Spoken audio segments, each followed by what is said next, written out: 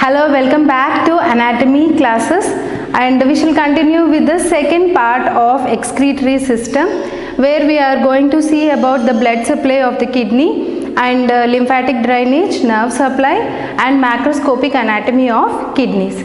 So beginning with the blood supply of kidneys, the renal arteries supply the kidney, and the renal arteries are the branches of abdominal aorta. Right kidney is supplied by right renal artery, left kidney is supplied by left renal artery. Renal artery is little longer than the left because the aorta is present on the left side of the vertebral column. That is the reason the right renal artery is little longer. So beginning with the branches of the renal arteries, as soon as the renal artery reaches the renal sinus, that is the medial end crossing the hilum, it divides into segmental branches. So it divides into 5 segmental branches.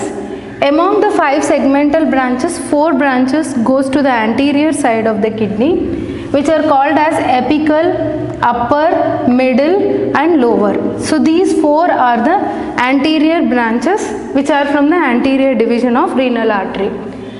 Posterior division further continues to form a single branch supplying the posterior part of the kidney.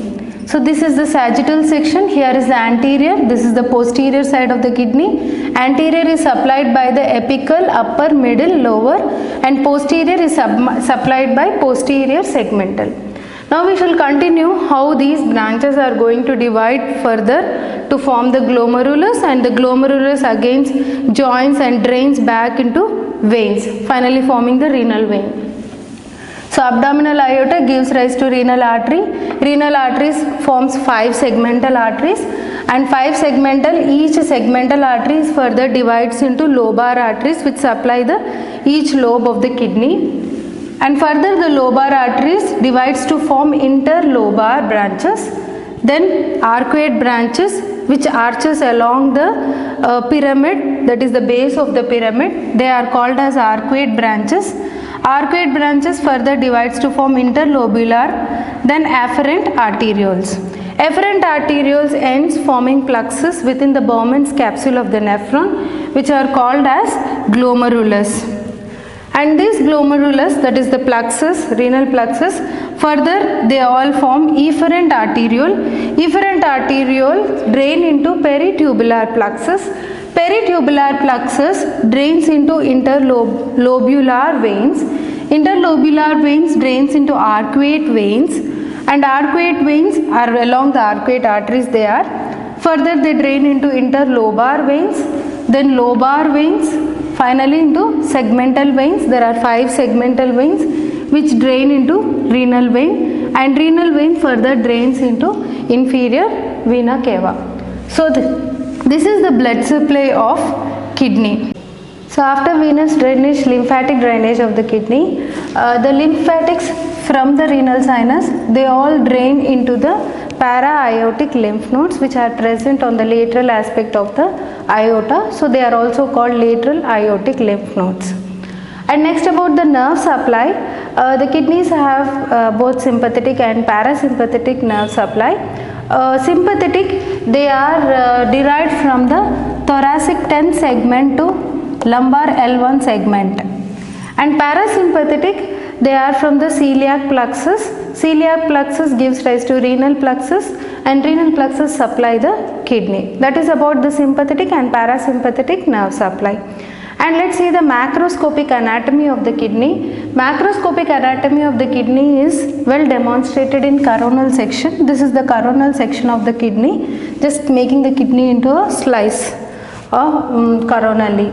And when we do a coronal section with the naked eye, we can appreciate the outer parenchyma of the kidney, and the center part, the medial most part, is called as renal sinus. So the outer renal parenchyma consists of 2 things which are called as cortex and medulla. So first we shall do with the renal parenchyma. So beginning with the medulla is identified by pyramids. There are around 8 to 18 pyramids in each kidney. And these pyramids are paler in color when we see with the naked eye, and they appear to be striated. And these striations are because of three factors. The three factors are, one is the loop of Henle. So in nephrons consists of loops of Henle. So the loops of Henle has got the descending and then the loop and ascending strand. So these loops of Henle gives a striated appearance. And the second factor is the blood supply to this loop of Henle, which are called as vasa recti. And the third, because of the collecting tubules. So the collecting tubules running towards the medially make these striations. So these three factors are responsible for the striations in the pyramid. And if you see the pyramid, it has got the apex and the base, and base is facing towards the cortex and apex is facing towards the medial side, that is towards the hilum of the kidney, which is called renal sinus. So the apex ends by forming a papilla, the shaped papilla, which are called as renal papillae. So around 1 to 3 renal papilla opens into one minor calyces. So that is about the medulla. And next we will see about the cortex. The cortex is again divided into two. One are called as columns and the cortical arches. The cortex is granular in appearance, and it is little pigmented when compared, it is darker in color when compared to the medulla. Medulla appears to be paler in color, and the cortex has got the outer cortical arches which are intervening between the base of the medulla and the outer border of the kidney. These are called cortical arches. And next, columns, renal columns. The renal columns are the continuation of the cortex in between the medullary pyramids. These are called renal columns. So these are the two parts of cortex. And the pyramids further extends into the cortex by forming medullary rays. Medullary rays are nothing but the collecting ducts which are arranged to reach the renal pyramid. Further, these collecting ducts will join to form ducts of Billany, which are the larger collecting ducts, which are called as ducts of Billany. Further drain into each renal papilla, and around 1 to 3 renal papilla drains the urine into the minor calyces. So let's see about the renal sinus. The renal sinus is the medial side which is in between the hilum of the kidney and the medulla. So this part is called as the renal sinus. Renal sinus consists of renal blood vessels, renal, that is the arteries and veins, renal lymphatics and nerve plexus which are supplying the kidney, and also the perirenal fat. The perirenal fat fills up the renal sinus. And renal sinus is covered by the capsule, lined by the capsule which is called as renal capsule. So these are the components of renal sinuses, and let's see the draining part. So the renal papillae, we already discussed 1 to 3 renal papillae opens into one minor calyx.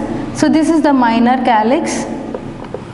And minor calyces, some 2 to 3 minor calyces joins to form a larger calyx which is called as major calyx, and major calyx, 2 or 3 major calyces joins to form the funnel like structure which is the beginning of ureter called as renal pelvis. Renal pelvis, once it crosses the lower pole of the kidney, it is called as ureter. So that is about the renal sinus. So that this is about the macroscopic anatomy of kidney. And let's see some important landmarks on the posterior abdominal wall.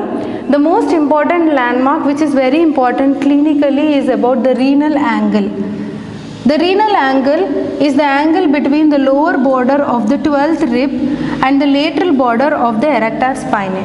Erector spinae is a muscle which is present on the either side of the vertebral column. So along the lateral border of the erector spinae, if we draw one line, and the next line along the lower border of the 12th rib. So these two lines makes an angle which is called as renal angle, and renal angle is related to the posterior side of the kidney. And in renal colic pain, that is in renal stones, the pain radiates from the renal angle towards the groin. And the renal angle is very important surgically because the incision, if it is given here to expose the kidney from the posterior abdominal wall, in this area there is no pleura or the lungs. So this is the safest area to give incision for exposing the kidneys. And in some context, what happens, the 12th rib is so short that it fails to cross the erector spinae. So it lies within the erector spinae and it doesn't cross the lateral border. So when the surgeon counts the ribs from the lower side, that is from the ribs, so the 11th rib may be mistaken as the 12th rib and the incision is given little higher. In that case, it may lead to respiratory complications causing pleural puncture. So that is the importance of renal angle. And there is one more angle which is called costovertebral angle, that is between the 12th rib and the lateral border of the vertebral column is called as costovertebral angle. So these are the important landmarks, and we shall continue the macroscopic structure of the kidney with a specimen, and we shall see some more diagnostic procedures of kidney. This is the coronal section of the kidney showing the macroscopic structure of interior of the kidney, where the periphery is formed by the renal cortex and the medially it is formed by the renal pyramids which are present in the medulla, and the innermost medial most is formed by the renal sinus. And renal sinus, here it is identified as minor calyx which joins to form major calyx, and major calyces joins to form renal pelvis, and renal pyramids which have the apex towards the minor calyces and base towards the cortex.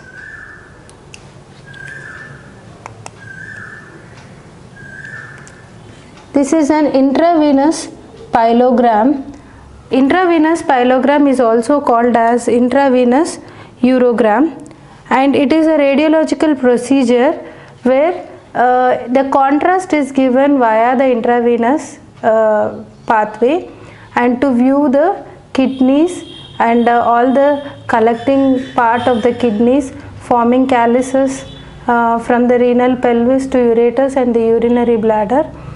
And the difference between intravenous pyelogram and the Cub X-ray, which we had discussed in the previous session, the Cub X-ray is a plain X-ray, whereas intravenous pyelogram is a contrast X-ray.